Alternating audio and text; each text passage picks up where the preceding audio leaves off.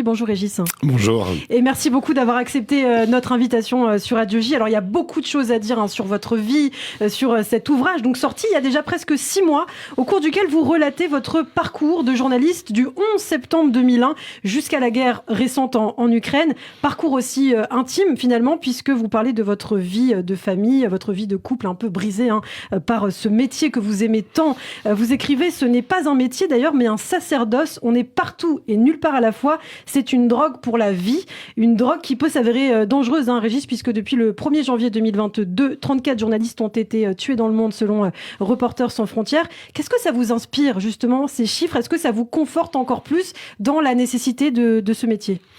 Oui, ça me conforte dans la nécessité de ce métier, dans le fait que si des journalistes sont tués, c'est forcément un moment où ils dérangent, où ils sont sur des endroits... en fait, ils sont là pour témoigner. Notre sacerdoce, comme je l'explique, j'ai dit, voilà, j'ai pas trouvé d'autre définition pour dire c'est pas un métier comme un autre. C'est pas un métier comme un autre parce que c'est pas un métier qu'on fait, on ne s'arrête pas à 20h, à 19h et pour recommencer à 8h le matin. Donc il n'y a pas un côté... voilà, c'est tout le temps, on vit tout le temps avec ça dans la tête et avec l'idée qu'on peut partir. Mais oui, ces confrères qui meurent, malheureusement, il y en a de plus en plus parce que, en fait, le journaliste, à une certaine époque, si vous voulez, il pouvait, par rapport à certains groupes armés, par rapport à des guérillas, par rapport à des gouvernements aussi, qui invitaient des journalistes ou acceptaient de leur parler, en se disant, ça va, au niveau international, ça va participer au rayonnement de notre cause. Je pense par exemple aux sandinistes au Nicaragua ou ou dans certaines guérillas en Afrique.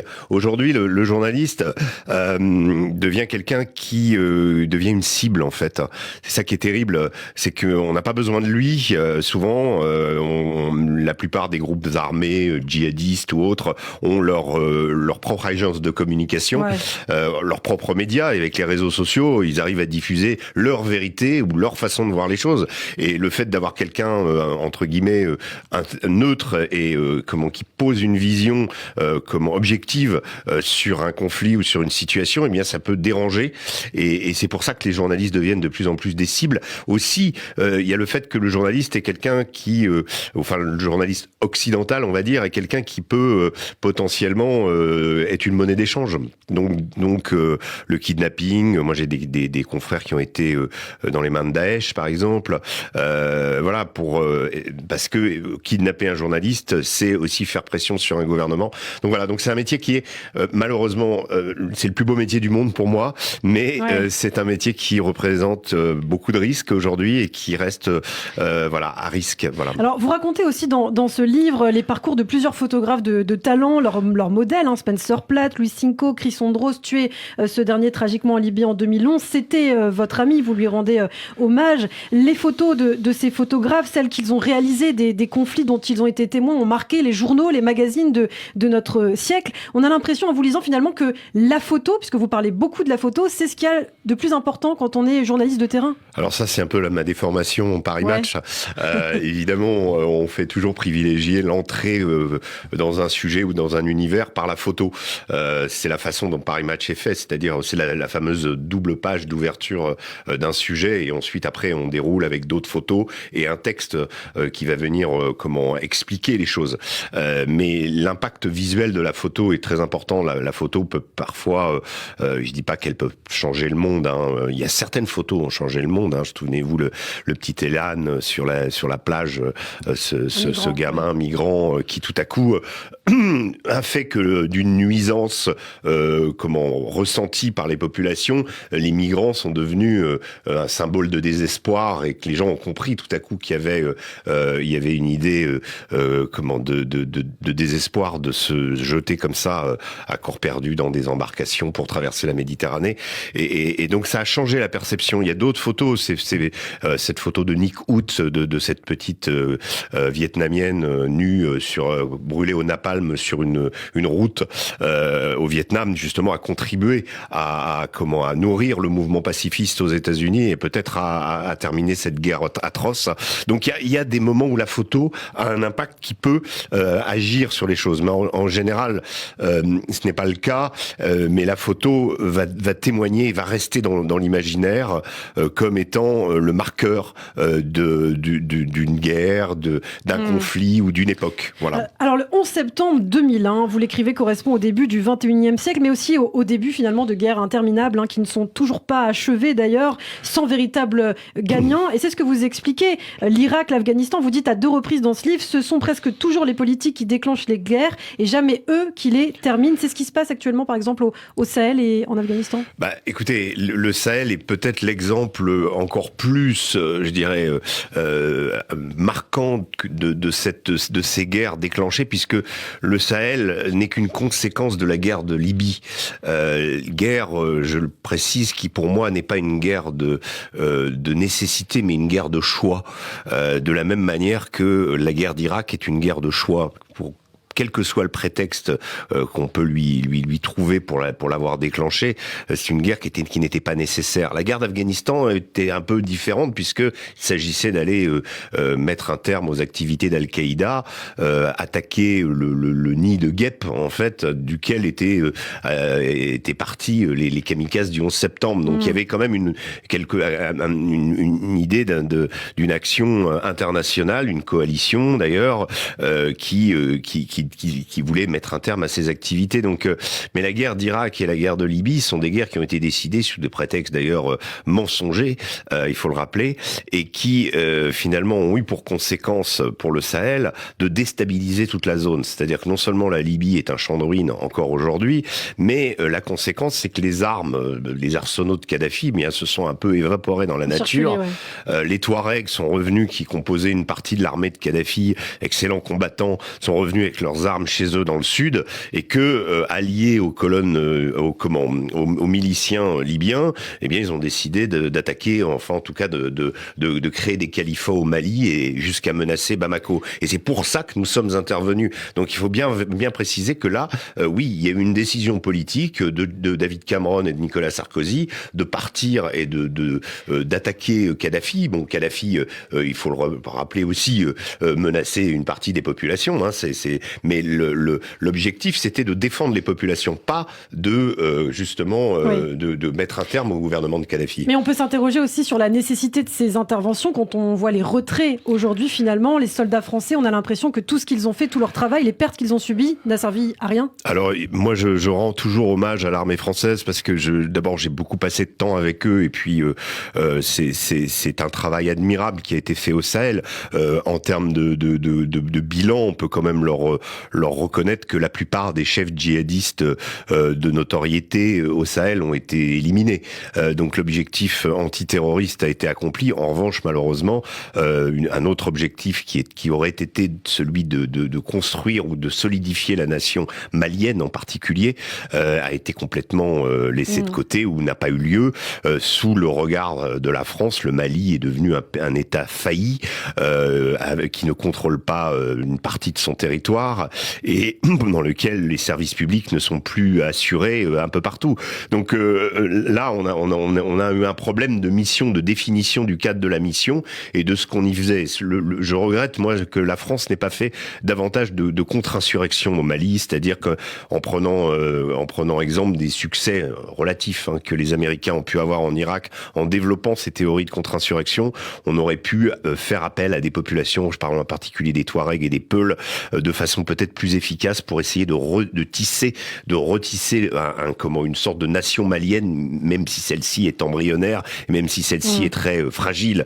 On l'a pas fait, on s'est attaché à des objectifs militaires, à des objectifs antiterroristes, de contre-terrorisme, mais on n'est pas allé au-delà. Et donc du coup, voilà, on part du Mali, en tout cas on redéploie Barkhane autour du Mali, dans une position d'ailleurs un peu ambiguë et qui laisse un sentiment amer à beaucoup de gens. Alors on parle de la situation au Sahel. Vous êtes aussi allé en Afghanistan plusieurs fois et vous dites paradoxalement circuler en Afghanistan aujourd'hui est beaucoup moins dangereux depuis que les talibans ont repris le pays. Alors expliquez-nous. Disons que les talibans ont mis la victoire des talibans a mis en quelque sorte fin à la guerre en Afghanistan. Il faut comprendre quand on est dans la réalité afghane que l'Afghanistan c'est 30 ans de guerre, même plus, davantage. C'est une vie faite autour de la guerre, une vie moi, je me souviens d'opérations que j'avais fait avec l'armée américaine dans le sud de l'Afghanistan, dans la province de Kandahar. Il y avait une attaque par hélicoptère. Les hélicoptères balançaient des flamèches pour éclairer un endroit. Et il y avait des gamins dans un village. On était à la fin de la journée. Les hélicoptères passaient. Il y avait des tirs. Les gamins ne levaient même pas la tête. C'est-à-dire que pour eux, c'était le bruit habituel de leur vie. Et c'est plusieurs générations comme ça qui ont été élevées dans la guerre. Donc avec l'idée que quand on va au marché, on n'est pas sûr d'en revenir vivant. Quand on amène ses enfants à l'école, on n'est pas sûr de les récupérer non plus. Donc ces choses de base, ces fonctions de base de la vie n'étaient pas assurées en Afghanistan. Et je dis pas que les talibans c'est rose, non, pas du tout. Pour les femmes, c'est atroce. C'est un gouvernement dictatorial et qui s'est imposé et qui maltraite une grosse partie de la population. Mais néanmoins, la donne sécuritaire a changé. Il y a encore des attentats.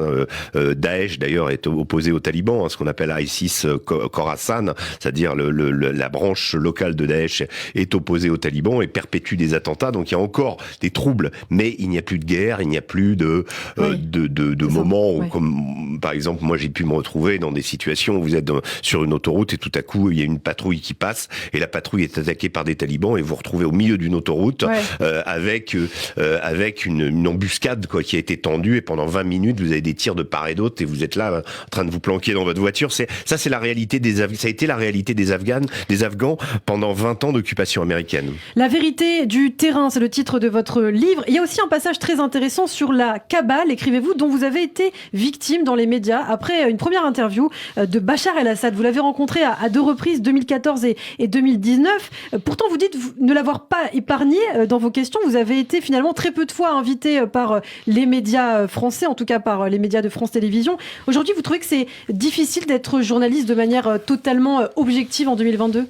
C'est-à-dire que moi, ce que j'ai remarqué dans cette histoire de Bachar el-Assad, vous avez bien fait de rappeler au début que j'ai aussi interviewé George Bush et Barack Obama.